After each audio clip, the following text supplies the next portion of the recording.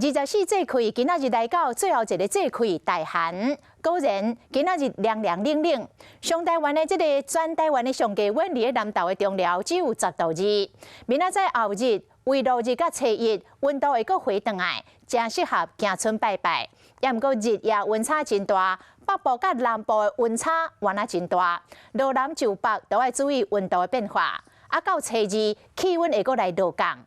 今仔日小年夜嘛是小过年哦，讲嘛要注意一寡小年夜禁忌，像讲团圆饭尽量莫食肉，拜拜爱以甜食或者是水果为主，尽量莫穿黑色衫。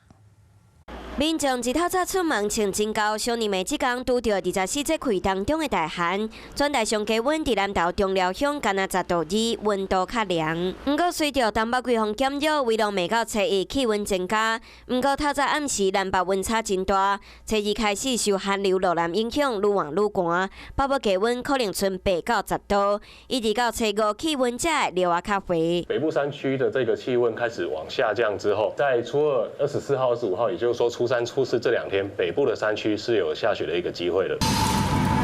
天气有较寒，民众要年会爱注意保暖，嘛有专家建议大寒要注重养生，会当加啉糜含烧汤，食一寡较补的龙井、山药等等的食材。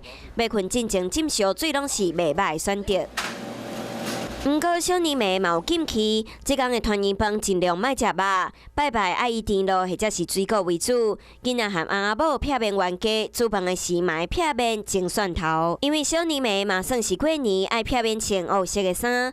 另外，像食较冷的食物，伤早出门，做剧烈的运动和啉酒拢是禁忌。新的一年想要有好运，都爱加注意。嗨，我是庄宇杰，想要看到更多的新闻内容吗？赶快订阅华视新闻的 YouTube 频道，并且开启小铃铛，跟着宇杰一起看新闻吧。